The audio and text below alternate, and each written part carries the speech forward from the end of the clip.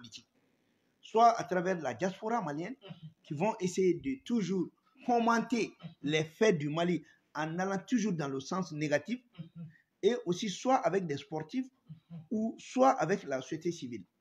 Maintenant, ils ont utilisé des religieux qui ne vont pas parler de la religion, mais qui vont plutôt parler de la démocratie, de l'injustice, des droits de l'homme, des comparaisons des régimes de ceci et de cela, dans le sens de soulever la population, d'aller dans le sens de la déstabilisation, faire comme si nous sommes dans un État démocratique.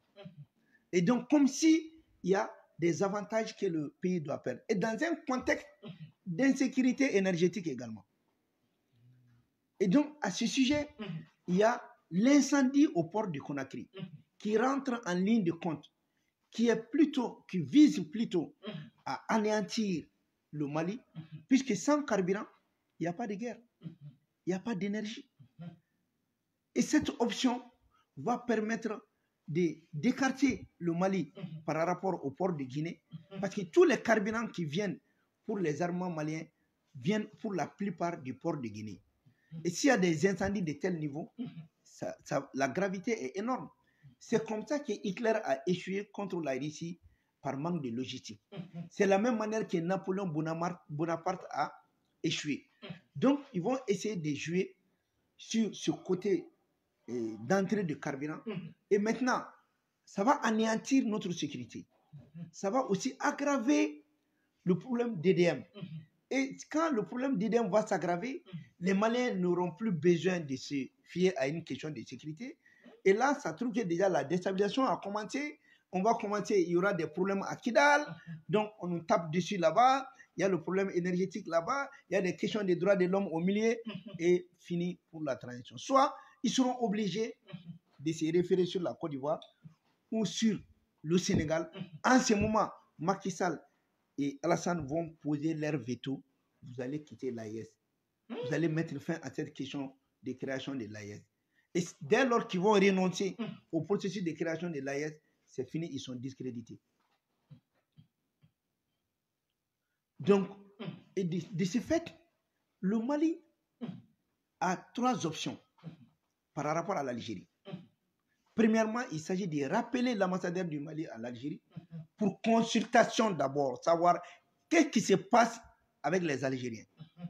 Deuxièmement, le Mali doit retirer tous ces blocs miniers à l'Algérie. On ne doit plus tarder. Parce que l'Algérie est dans un complot qui ne dit pas son nom à travers Tcheboun, qui n'est qu'un francophile. Et troisièmement, le Mali doit suspendre sa participation au TIMOC, au mécanisme d'orientation conjoint composé par le Mali, le Niger, la Mauritanie et l'Algérie. Le Mali doit suspendre. Et si cela va produire l'effet, parce que l'Algérie, en demandant aux Maliens de revenir dans l'accord qui est déjà caduc avec la nouvelle constitution, c'est une manière de rapprocher le Mali de la France et c'est une manière aussi de ramener le Mali dans le jargon français et comme ça les Russes vont nous laisser. Toute négociation allant dans le sens de l'accord d'Alger est en faveur de la France. Mais on va négocier quoi même?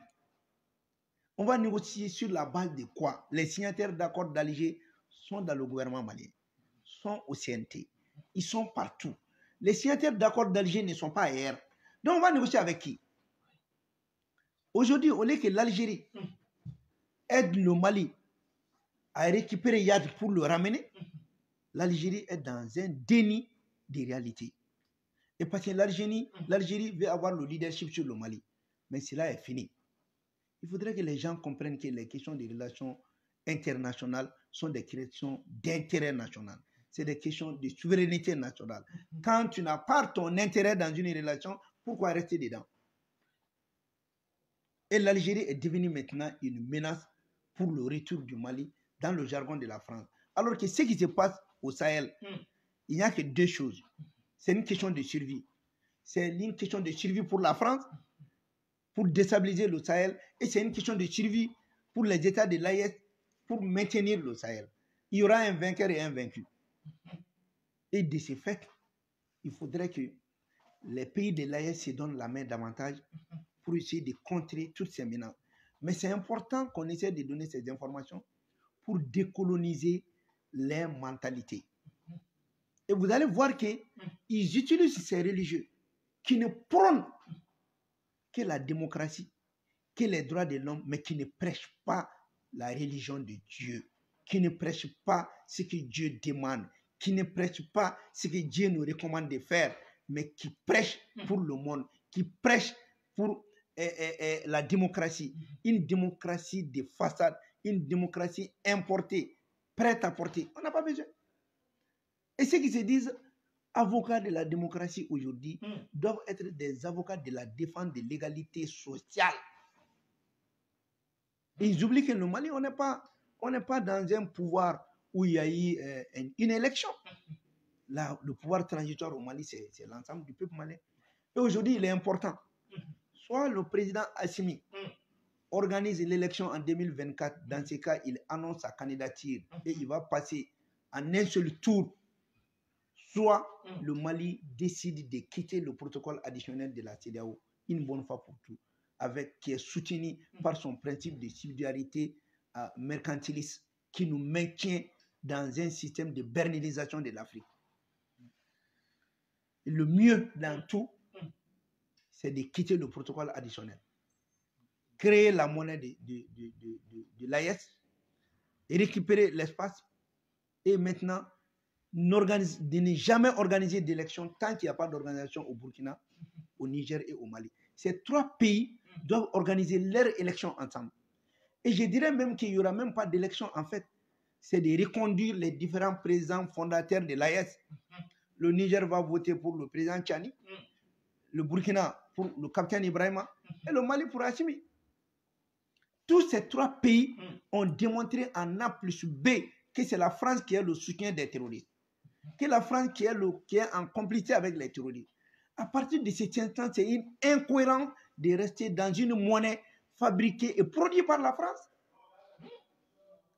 Et donc la création de la monnaie commence d'abord par la création de la banque centrale, ensuite les banques d'investissement et aussi la monnaie numérique. Donc c'est très dangereux. Il faudrait que la population malienne, la population burkinabé et du Niger se donnent la main pour essayer de lutter contre ces vampires. C'est pour cela que j'ai dit, il faudrait que nous comprenions que le Mali, c'est notre mère. C'est cette bonne mère qui a allaité tous ses enfants, qu'on soit Sarakole, Bobo, Mianka, Maraka. Comment, quand ta mère est en lutte contre une autre mère, tu peux vouloir prendre le pied de ta maman pour la faire tomber? Comment on qualifie ce comportement? Je les laisse qualifier cela. C'est une question de mère patrie. C'est une question de d'où je viens. C'est ça la souveraineté en termes clairs. Donc, on est face à une France dont sa survie est liée à l'acquisition de l'AES, du Sahel, des États du Sahel, et qui veut déstabiliser ces trois pays, et qui a commandité la CEDEAO à aller vers ça. La CEDEAO ne peut jamais résoudre ces questions. C'est devenu une organisation monstrueuse, mais une organisation prédatrice qui est devenue une quasi-fédération qui décide de la souveraineté des peuples à travers le protocole additionnel et le principe de subsidiarité.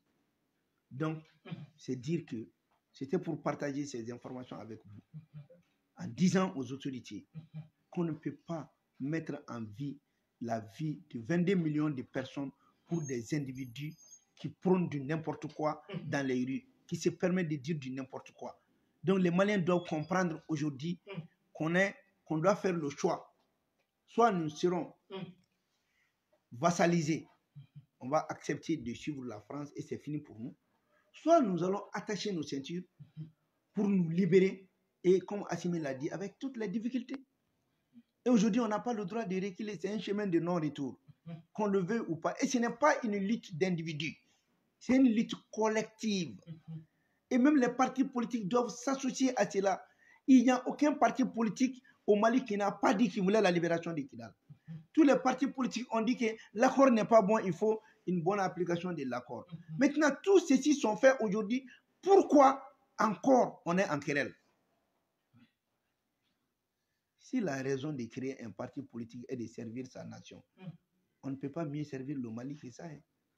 donner l'honneur et la dignité à ce pays est très, très, très, très important. Et c'est ce que la transition est en train de faire. Ils peuvent crier par-ci, par-là. C'est pour cela, moi, personnellement, je refuse d'aller au débat avec des gens tarés. Et surtout avec des experts formatés. La plupart de ces experts qu'on appelle dans les domaines économiques, qu'on appelle dans le domaine des démocraties, ils sont formatés. Leur logiciel, ils ont un logiciel formaté. Maintenant, nous, on est dans un autre paramètre. Nous faisons confiance. Nous faisons confiance à ce qu'on a appris. Et on sait que cela peut aboutir. Nous avons changé de paradigme. Vous voyez, tous les échecs de ces pays, c'est des experts. Quand moi, j'attends la question des experts, seulement, ça me fait peur. Parce qu'ils sont formatés. C'est du copier-coller. Ils sortent les mêmes choses à chaque fois. Et ce sont ces mêmes experts qui nous disent, ah, la question des monnaies, c'est ceci, c'est là. Alors que la question des monnaies, ce n'est qu'une question de volonté politique. Et cette volonté politique en lien avec la souveraineté monétaire. Il n'y a pas plus que ça. Donc, c'est une réalité. Et j'ai tenu seulement à m'entretenir avec vous sur ces différents points, puisque je dois faire un petit voyage pour représenter le Mali dans le cadre de la souveraineté sanitaire, et surtout en faisant cas du régime d'assurance maladie universelle, qui, à mon avis, c'est un élément clé pour faire en sorte que nous puissions avoir notre souveraineté sanitaire. Parce qu'aujourd'hui, on ne peut pas prévaloir dire que nous sommes souverains et laisser la Banque mondiale financer nos maladies, qui sont quand même la maladie, la question de la prise en charge de la maladie est un droit constitutionnel. Hein? Et que ce soit la tuberculose, le VIH, SIDA, les hépatites, il faut que nous soyons à mesure de créer des fonds pour leur prise en charge. Il faudrait que nous fassions face à la pharmacopée traditionnelle, en valorisant nos arbres, en valorisant ce que nous connaissons, en valorisant nos savoirs. Maintenant, il faudrait qu'on quitte les domaines scientifiques de ces néocolons et qui peuvent nous apporter tout ce qu'ils veulent, hein, et qui nous, d'ailleurs, qui parlent tous de traitement, mais alors que chez nous, on parle de guérison. Quand tu vois, on dit les médecins, c'est des gens qui traitent, mais ils disent à nos tradithérapeutes des guérisseurs. Alors que ce qu'on a besoin, c'est d'être guéri, mais ce n'est pas d'être traité. Ou bien.